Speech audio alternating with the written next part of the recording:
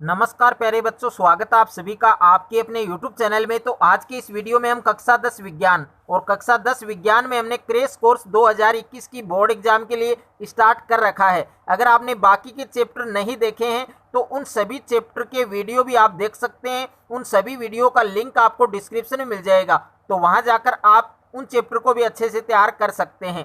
तो आज की इस वीडियो में हम चैप्टर आपके 19 से जैव विविधता एवं इसका संरक्षण यानी जैव विविधता के बारे में और इसका जो संरक्षण है, इसके जितने भी आपके मोस्ट इंपोर्टेंट क्वेश्चन हैं जो आपके 2021 की बोर्ड एग्जाम में पूछे जा सकते हैं, उन सभी क्वेश्चंस के बारे में हम आज के इस वीडियो में डिस्कस करने वाले हैं। और ये चैप्टर आपके टोटल 8 नंबर का है, यानी इस बार संशोधित पाठ्यक्रम 2021 के अनुसार इस चैप्टर को 8 नंबर का कर दिया गया है। यानी बोर्ड एग्जाम में इस चैप्टर से आपके 8 मार्क्स के क्वेश्चन है वो पूछे जाएंगे।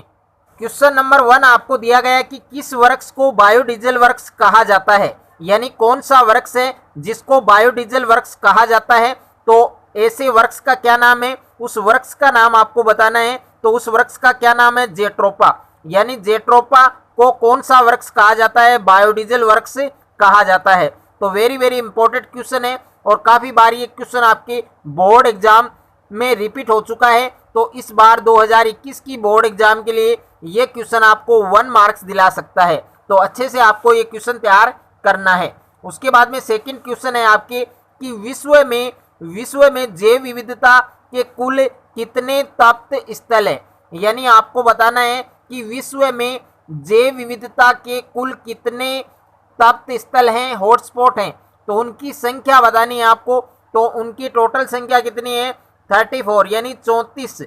यानी विश्व में जैव विविधता के कुल 34 तप्त स्थल हैं, यह आपको लिखना है। उसके बाद में क्वेश्चन नंबर 3 आपको दिया गया है कि जैव विविधता किसे कहते हैं।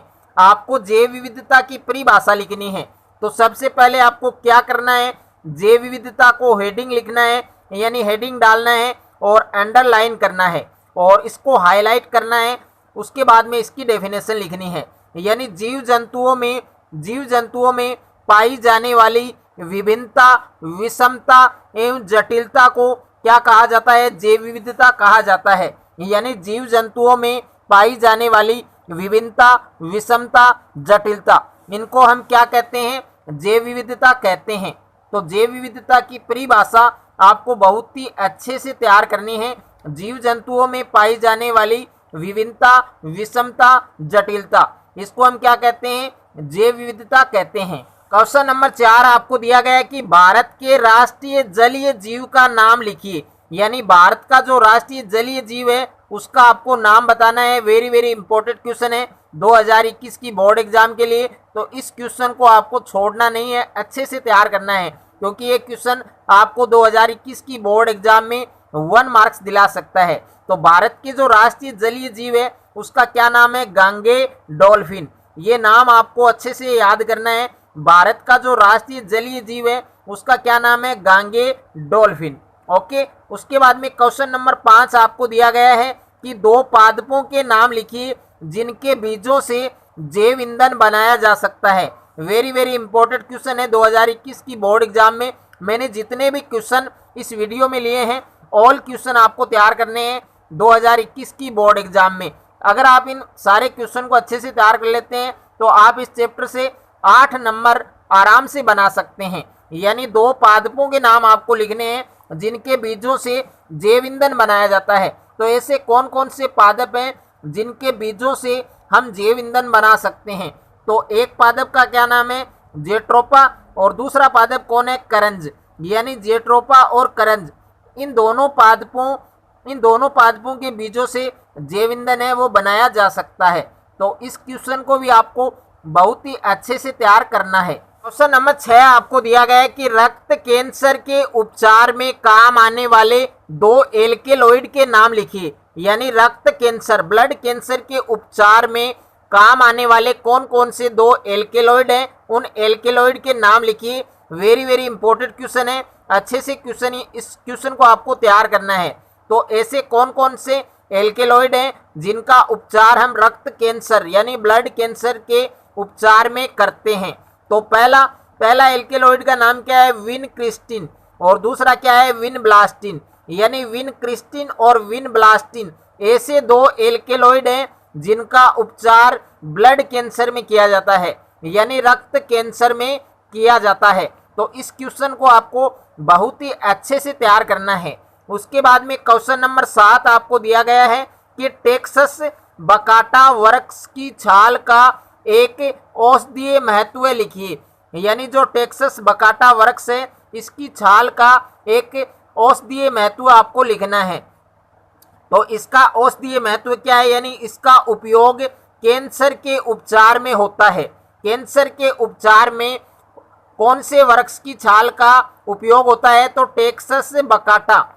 टेक्सस बकाटा ये एक वृक्ष का नाम है, यह आपको याद रखना है कि टेक्सस बकाटा वृक्ष की छाल का एक औषधीय महत्व या इसका एक उपयोग लिखिए। तो इसका उपयोग कैंसर के उपचार में होता है, यह आपको ध्यान रखना है। उसके बाद में क्वेश्चन नंबर 8 दिया गया है जो वेरी वेरी इंपॉर्टेंट क्वेश्चन है, और इस क्वेश्चन के 2021 की बोर्ड एग्जाम के लिए 95% इस क्वेश्चन के आने के चांस हैं।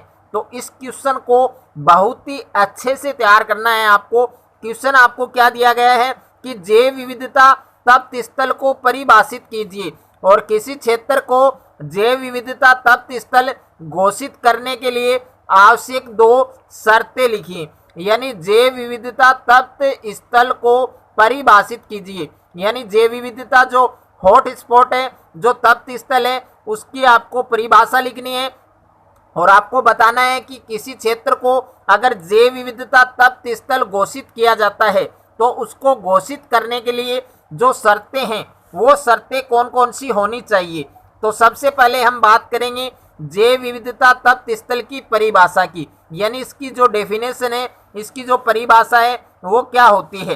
तो ऐसे क्षेत्र जहां बहुत अधिक जैव विविधता होती है, यानी ऐसे क्षेत्र जहां बहुत ज्यादा जैव विविधता होती है, ऐसे क्षेत्रों को क्या कहते हैं, जैव विविधता तप्त स्थल कहते हैं। यानी ऐसे क्षेत्र जहां बहुत अधिक जैव विविधता होती है, ऐसे क्षेत्र क्या कहलाते हैं, जैव विविधता तप्त स्थल कहलाते हैं। उसके बाद में हम बात करेंगे किसी क्षेत्र को जैव विविधता तप्त स्थल घोषित करने के लिए जो आवश्यक शर्तें हैं वो शर्तें कौन कौन सी होनी चाहिए।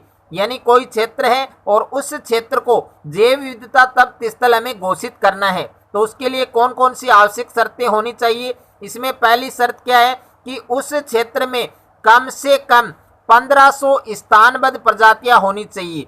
यानी उस क्षेत्र में कम से कम 1500 स्थानबद्ध प्रजातियां होनी चाहिए। और सेकंड शर्त क्या है कि उस क्षेत्र के मूल आवास का 70% भाग है वो उजड़ चुका हो, अर्थात मानव गतिविधियों से उस क्षेत्र के अस्तित्व पर संकट मंडरा रहा हो। तो ऐसे क्षेत्रों को हम जैव विविधता तप्त स्थल घोषित कर सकते हैं। तो इस क्वेश्चन को आपको बहुत ही अच्छे से तैयार करना है, क्योंकि क्वेश्चन आपके वेरी वेरी इंपॉर्टेंट है 2021 की बोर्ड एग्जाम के लिए। क्वेश्चन नंबर 9 आपको दिया गया है कि जैव विविधता संरक्षण के प्रकार लिखिए। ये क्वेश्चन भी आपके रिपीटेड है, यानी काफी बार ये क्वेश्चन बोर्ड एग्जाम में और सप्लीमेंट्री एग्जाम में पूछा जा चुका है। तो इस बार आपको ये क्वेश्चन भी अच्छे से तैयार करना है कि जैव विविधता संरक्षण के 2 प्रकार होते हैं। यानी जैव विविधता जो संरक्षण होता है वो कितने प्रकार का होता है, 2 प्रकार का होता है, यानी उनकी 2 विधियां होती हैं। पहली विधि या पहला प्रकार कौन सा है, स्वस्थानीय संरक्षण। स्वस्थानीय संरक्षण, अब देखिए स्वस्थानीय संरक्षण क्या होता है, तो ऐसा संरक्षण जो प्राकृतिक आवास में ही मानव द्वारा प्रदत्त अनुरक्षण से किया जाता है, उसे हम क्या कहते हैं, स्वस्थानीय संरक्षण कहते हैं। यानी ऐसा संरक्षण जो प्राकृतिक आवास में ही मानव द्वारा प्रदत्त अनुरक्षण से किया जाता है, ऐसे संरक्षण को हम क्या कहते हैं, स्वस्थानीय संरक्षण कहते हैं। उसके बाद में सेकंड है आपके बहिस्थानीय संरक्षण। यानी बहिस्थानीय संरक्षण की क्या परिभाषा होती है, तो जैव विविधता संरक्षण की इस विधि में संकटग्रस्त पादप व जंतु प्रजातियों को उनके प्राकृतिक आवास से बाहर कृत्रिम आवास में संरक्षण प्रदान किया जाता है। यानी जैव विविधता संरक्षण की इस विधि में संकटग्रस्त पादप व जंतु प्रजातियों को उनके प्राकृतिक आवास से बाहर कृत्रिम आवास में ही संरक्षण प्रदान किया जाता है। तो ऐसे संरक्षण क्या कहलाते हैं? बहिस्थानिक संरक्षण कहलाते हैं। तो इसको भी बहुत ही अच्छे से आप तैयार करें। उसके बाद में अगला क्वेश्चन आपको दिया गया है, क्वेश्चन नंबर 10 है, आनुवांशिक विविधता क्या है? यानी आनुवांशिक विविधता की आपको परिभाषा लिखनी है और जैव विविधता संकट के 2 कारणों का उल्लेख कीजिए। यानी आनुवांशिक विविधता की परिभाषा लिखनी है और जैव विविधता संकट के 2 कारणों का उल्लेख करना है। तो सबसे पहले हम बात करेंगे इसकी परिभाषा की। यानी आनुवांशिक विविधता क्या होती है? तो एक प्रजाति के विभिन्न सदस्यों के बीच जीन के कारण पाई जाने वाली भिन्नता को क्या कहते हैं? आनुवांशिक विविधता कहते हैं। यानी एक प्रजाति के विभिन्न सदस्यों के बीच जीन के कारण पाई जाने वाली भिन्नता को, उसके अंदर जो विभिन्नता है उसको आनुवांशिक विविधता कहते हैं। तो इसको आप अच्छे से तैयार कीजिए। उसके बाद में जैव विविधता संकट के कारण, यानी आपको 2 कारणों का उल्लेख करना है। तो पहला कारण क्या है? यानी प्राकृतिक आवासों का नष्ट होना। जहां पर जीव जंतु जो प्राणी हैं वो रहते हैं, उन आवासों का नष्ट होना। तो बढ़ती जनसंख्या की आवश्यकताओं की पूर्ति करने के लिए मनुष्य ने आवास एवं कृषि भूमि के लिए प्राकृतिक आवासों को नष्ट किया है। यानी बढ़ती जनसंख्या की आवश्यकताओं की पूर्ति करने के लिए मनुष्य ने आवास एवं कृषि भूमि के लिए जो प्राकृतिक आवास हैं उनको नष्ट किया है। इससे कई पादप व जंतु प्रजातियां हैं वो विलुप्त हो गई है, यानी समाप्त हो गई हैं। लेकिन कारण यहाँ पर आप देख सकते हैं कि प्राकृतिक आवास विखंडन, यानी प्राकृतिक आवास विखंडन। अब देखिए इस कारण में क्या है?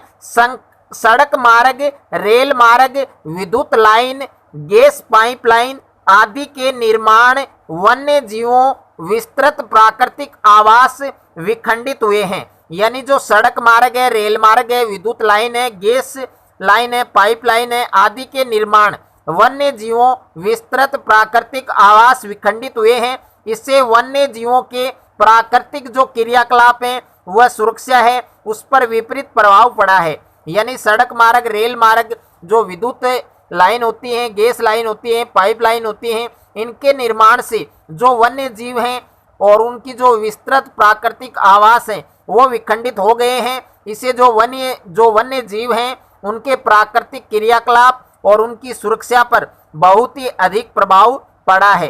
तो इनको आप बहुत ही अच्छे से तैयार करें। अगर मेरा ये वीडियो आपको अच्छा लगे तो वीडियो को लाइक करें, दोस्तों के साथ शेयर करें और चैनल पर आप नए हैं तो चैनल को सब्सक्राइब कर लीजिए और साथ में बेल आइकन को प्रेस कर लीजिए।